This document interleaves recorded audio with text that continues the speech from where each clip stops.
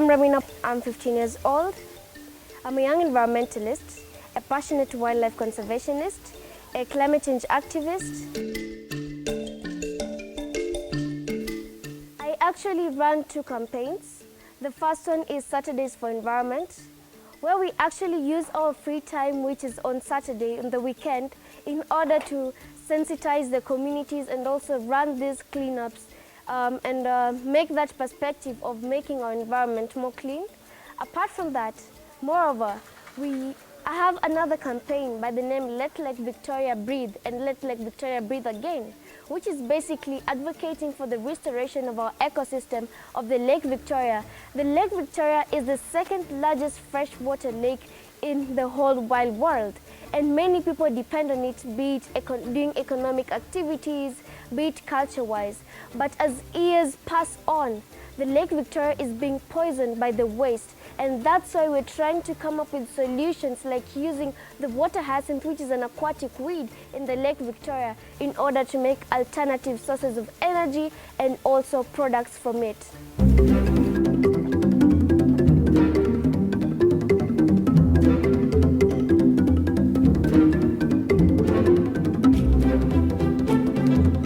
Well, actually, climate change affects my country. We used to tell time with the weather, but right now it's just rainfall, prolonged rainfall. This is the water hyacinth root that has been soaked for 2 weeks.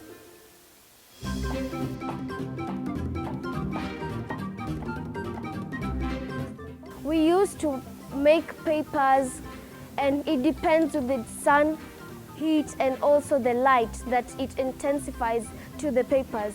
But right now, since it's rainy, we do not actually make the eco-friendly papers, since the weather dictates our production. So this card is made from the water hyacinth paper, the mixture of water hyacinth and the waste paper. It is fully biodegradable once you remove the metals. Now, water hyacinth is also a menace in the Lake Victoria, and by using it together with the waste paper to make papers, or even cards and bookmarks, this will make a global impact to the environment and the society. For young people, I'd love to give out an advice. If one person like me can make a change, what if we all unite together to have a global movement and also try to strategize our capability of changing the mindset of people and attitudes toward conservation aspects.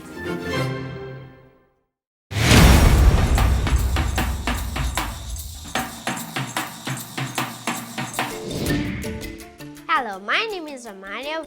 I reside in Durban, South Africa. I'm 10 years old, an ethnophile and an environmentalist. Climate change is definitely affecting my countries. The summers are getting hotter. In the Cape, there has been raging wildfires which affects biodiversity and threatens food security. In Durban, there has been floods and violent winds.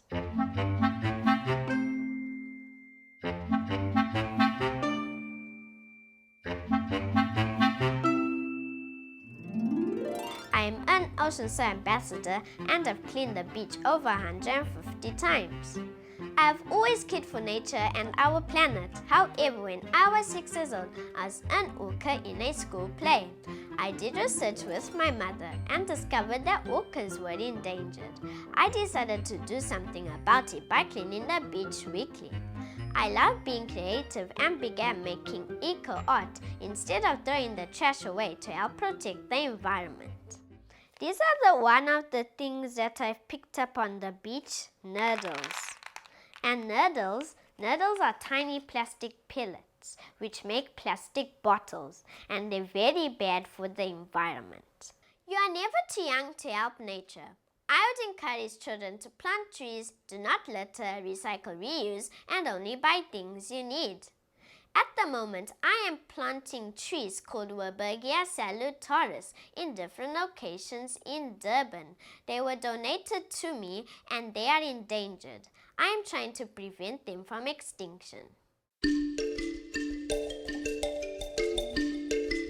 This This is my African grey parrot and it's endangered in its natural habitat.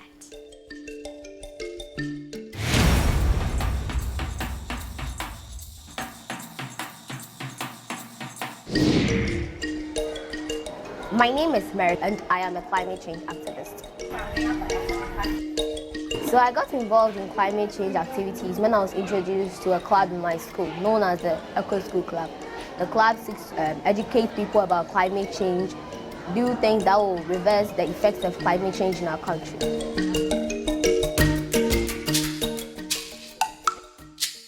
We had a climate change protest demonstration. So we went through the principal streets of Accra. We demonstrated, we educated people about the effects of climate change and what we can do to reverse them. And we also gave them 3 seedlings to plant. So climate change affects my life and the country negatively because by changing climates, so when you expect that rain to fall, rain doesn't fall, you see sunshine all throughout. Recently in June and July, people expected rainfall, farmers expected rainfall, but there was no rainfall. There was sunshine throughout. And during those times too, people were finding it hard to get food to eat. But now that we are not expecting the rainfall, we are expecting a cool weather, we are expecting the Harmattan, the rain is falling. And farmers are surprised about this. This is due to we cutting down trees, we polluting our environment, we burning rubbish. This is affecting us a lot.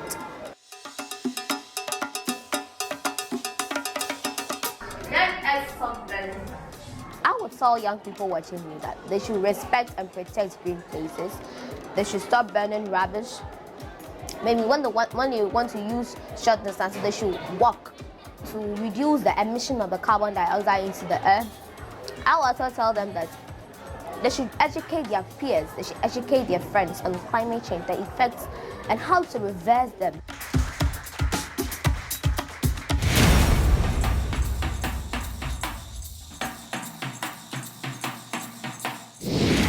I would say that climate change is affecting us negatively.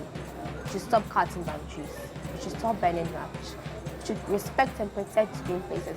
I would love to give out an image and reflect on the ideas that local voices are trying to bring out there. That is dealing with environmental conservation, wildlife preservation, and also the global issues such as climate destruction and global warming.